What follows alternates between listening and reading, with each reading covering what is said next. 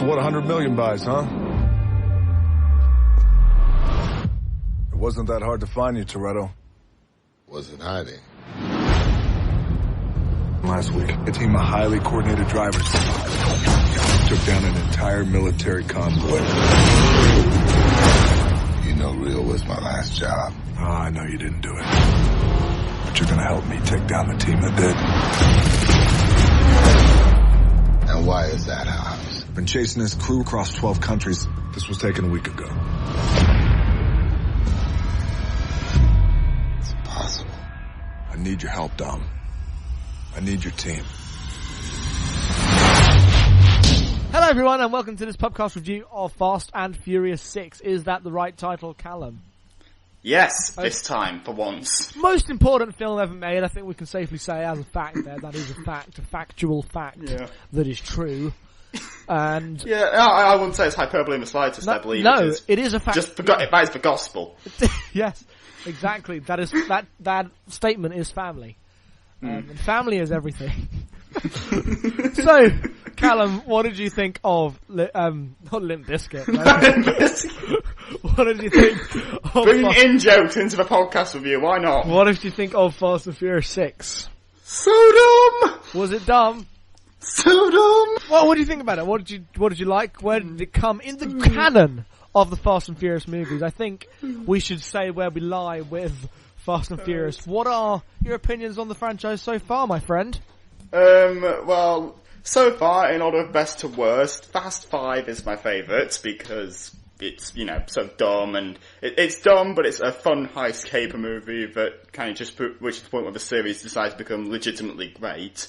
Then it's a little bit further away from that, it's Fast and Furious, which for some reason a lot of people dislike, but I thought was just a pretty I really like the opening of that movie and what Paul Walker's doing.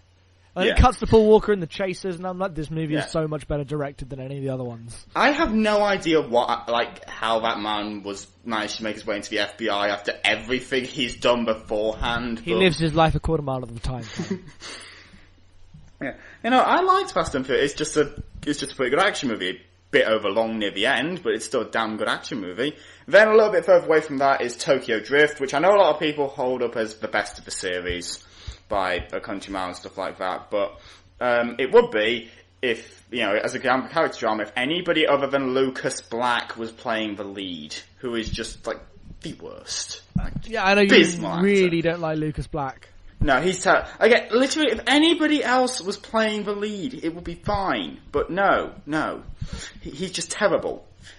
He has half the charisma of a cement block. Yeah, I have seen some pretty charismatic cement blocks in my time, but I know what you mean. Yeah. Then a bit further away from that, it's The Fast and the Furious, which is just a stupid, dumb movie. Which I enjoy, which is the kind of movie that can genuinely name its street racing competition Race Wars in a completely straight manner, with being almost completely oblivious to the undertones that come from that name. And then all the way at the end, on the other side of the room is Too Fast, Too Furious, which has precisely one decent chase scene, and then the rest of the movie is just hot steaming garbage. Yeah. It's dumb, it's not good dumb, it's just boring. Oh, it tries too terrible. hard. Yeah. It's a hot pile of the steaming garbage, and I do not like it. No, neither do I. Also, it features Devon Aoki, which is an immediate, qualifier for Didn't she come back in Fast and 5? No. Oh, okay. She was the only one, then? Yeah, because she has a career, I think. I don't know. I have no idea what she's doing. I don't really know who she is. I mean, I'm not. Yeah. I don't. There was a phase between 2003 and 2004 where she starred in schlocky guy movies, where she's supposed to get by on her looks because she's clearly not high for acting talent. And that was it. I don't really. She was in the DOA movie. That'd be why I don't know, because the DOA movie. Yeah. Anyways, we were talking about Fast and Furious. Where do you rank Fast and Furious, Jackson? Okay. Well, 5, 3, 4, 1. 2. No, I need a longer pause. Hang on. 2. There you go. Yeah, they're bad. I also really fucking love Torque, which you need to see. Have you seen Torque yet? No. Oh! I know it's apparently about essentially like an action movie entirely based around motorcycles, but... Oh, man, no, you need to see Talk. Talk is basically... It came out after Too Fast, Too Furious and was just like, those movies don't know how to be dumb in the best way. We are going to show them how it's done. And Talk is the first great Fast and Furious movie. Yeah, so it's pretty good. So that's that. What did you think of this movie then? What did we think? Dumb! Okay, is it dumb? Is it actually so dumb? Yeah, it's pretty dumb. Like, it makes, this is pretty much the movie. I know for a lot of people, this is going to be a Fast and Furious movie that completely jumps the shark for them, because it's, even in this context of other Fast and Furious movies, this one makes absolutely not a single piece of fucking sense at all. Like, its plot, I'd say it has a plot, but that will indicate that it has consistent characters with an overarching, plot lines and stories and themes and that sort of thing that come together. It's more just a series of random events that the characters are dropped into, and then the fun is watching them interact with that sort of thing. Sometimes a giant stupid action set piece will pop up. And you'll be distracted and entertained by that for a while, but then you'll kind of sit there for about the first 2/3 of the movie and just go, yeah, that's great. Can we get back to scenes where, like, The Rock and Ludacris are busy shopping at an upscale British car auction? Oh my god! Fake Britain in that movie. Jesus! I like the bit where they went to a shopping centre and the only way you could tell it was Britain is that there was a British flag. It's clearly not actually filmed in Britain, otherwise they would have got a proper location. But, Yeah, this is the thing. For about the first 2/3, the action is good. It's got a fantastic little, street chase sequence in the middle. That sequence is dumb. I'm just gonna say it right now. It's dumb, but it's still fun. The good kind of fun. The Fast Furious 6 goes on too long. I think Fast 5 earned its length because it was like, we're doing a heist movie and we're doing it properly. Whereas Fast and Furious 6 just has action scene after action scene after action scene. And they do get bigger and crazier, but there's that street chase feels like it goes on for 20 minutes and no one cares. No one cares. You'd I guess stuff's gonna happen now. I don't care. Yeah. That's the thing, for about the first 2/3 of the movie, the best part of it is just seeing this cast of characters, which somehow, over time have become this incredibly well-developed set of people. Fully rounded, is sort of entertaining thing. The best part of the movie for about first 2/3 is just pairing characters up with each other and putting them off into scenes and having them interact. Yeah. Scenes where you have Han and Tyrese sat there whilst they both have heart-to-heart conversation. I use heart-to-heart, a very loose term here. Conversation about their girlfriends. Yeah. Pitching Gina Carano with the other girl whose name I don't remember there, and just having them shake down a guy. It's those sorts of those interactions in there which are most fun because because everybody knows how they are. And there's so much chemistry. Gina Carano was sorry, okay, that girl. Yes, no, I get it now. Yeah, Han's girlfriend. Yeah, whose name I can never seem to remember. Is her name even mentioned? Oh no, I do remember her. I remember her name coming up and me thinking, wow, it's a Kardashian because she's called Gal or something. Gal Gadot, I know, is the name of the actress. Yeah, Gal Gadot. Gal Gadot. I was like, oh shit, Kardashians. Really? Well, it's a Star Trek thing. It's a Star Trek thing. Oh, see, I thought you said Kardashians, at which point I was wondering how you had such an intimate knowledge of them. No, Kardashians. Kardashians are cool and important and a great race, and the intellectual discussion that we're not going to have right now would be very good. Unlike the Kardashians. But anyways, again, the best part is, the movie is a bit too long in places. Especially when it cuts to a lot of Michelle Rodriguez's villain scenes, which are kind of... the villains are quite poorly developed this time out. They set up this thing where it seems as if it's going to be our team versus an evil version of their team in all sorts of manners. They even have Tyrese just come out and lampshade it, but then they kind of do nothing. No, they don't do anything with it. Yeah, which they should have. They should have done something for free. They should have, and if they did that, or at least better develop the other side than just here's the villain, and then here's his muscle, and then the girl driver because she's a girl driver. It made me think that Fast 5 was a fluke. in the way, because Fast Five, I mean, I like all of them. I like all the ones since 3. That's 4 movies, 4 decent movies. But, the Fast Five was on another level, which this is not. Yeah. But this is on a different kind of other level. Yeah. This one's on a different kind of level because it's clear that this time they just threw everything No, at the they wall threw and everything prayed to out God the that it window stuck. in the final 20 minutes of Fast Five. Which was the first time I really thought, oh wow, they just don't give a shit about collateral damage. When they were just murdering, like, clearly That murdering safe chase was brilliant. Yeah, but then I couldn't get it. I was like, you're murdering a bunch of innocent people, Paul Walker, what are you doing? Ride or die. And in this one they went just even crazier. Yeah, it's so stupid. But the stupidest thing is the way they try and tie in events of the whole franchise into this thing, as if this is it's like this huge conspiracy type storyline, as if we care.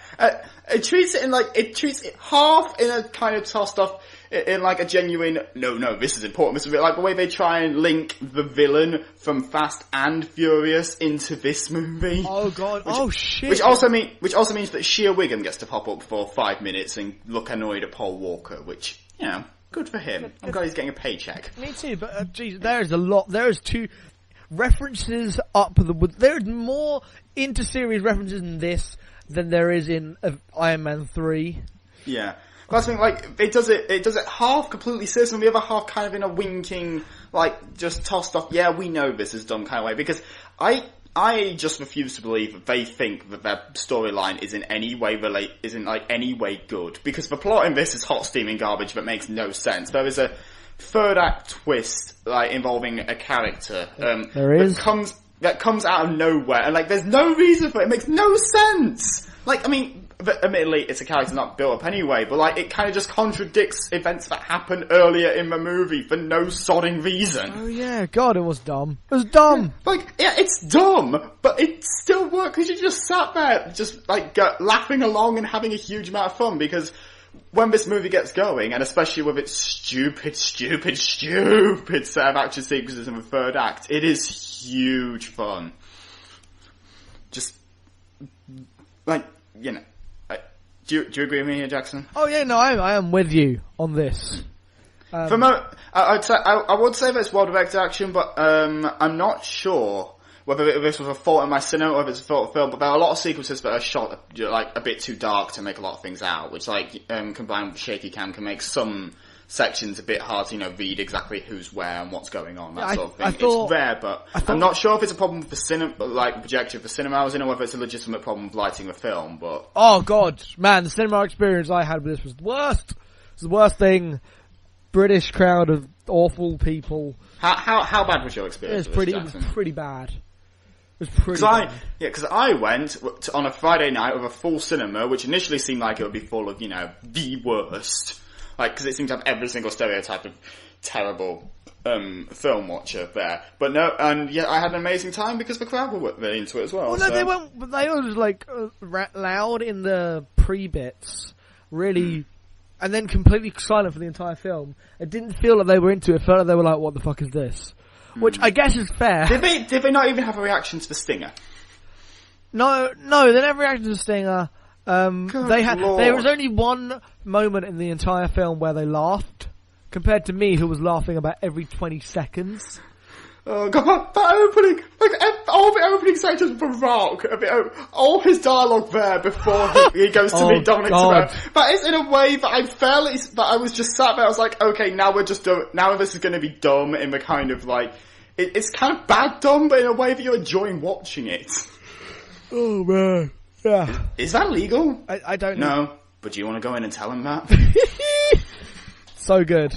Oh, it's so dumb. Like, it's huge fun, and it goes for broke. It goes for broke in such a way that you just can't help but get wrapped up and enjoy especially the final set piece, even though like logic dictates it should be too much. Like it should be too crazy and too over the top for you to work, and just for you to just sit there and go, okay, this is fucking stupid now. But no, you're just like fully involved the whole way through because it walks the right amount line between being silly enough to be fun, but being serious enough to not be too stupid and for you to stop caring. It's a difficult line to walk, but it still manages to walk it somehow, which is a shame because, again, this one goes completely for broke in all manner of ways, because this time it's clear everybody stopped giving a shit, and they just wanted to make a movie of stupid stuff. And that's what they did, and it's fun. It is in no way an actually, properly good movie, but... Yeah, no, I'm with you. So what would you give it as a rating? I feel like I should give it 3 because, again, it's a pretty bad movie, but I have fun. But I'm going to give it 4 because this is huge, stupid amounts of fun that I just love being at. I mean, it is really highly flawed and has tons of problems, but I have not had this much fun in a cinema in a long time. Just this much pure fun. It gets by purely on the fact that it's just huge fun. I mean, if you're not into Fast and Furious, like beforehand, this is not going to change your mind. Oh God, no. No, not the slightest. But, again, if you're a fan of the series and you want to see it wrapped up, then that's the case. Because, again, it's pretty much a send-off until the stinger. Yeah. I'd give it 3 stars because Fast 5 was a better movie. And it was kind of disappointing in that way. But it's still all the good kind of crazy that you want. So, all good stuff here. So I guess that's that. Yeah, so if you're in America, that's the sequel you want to see this weekend and not Hangover Part 3. You don't turn your back on them. Even when they do. Life in the fast lane. Be the life and I can't slow down. You gotta stop it in the gas. Got the gas line so I can't stop. Guys, they got a tank. Damn.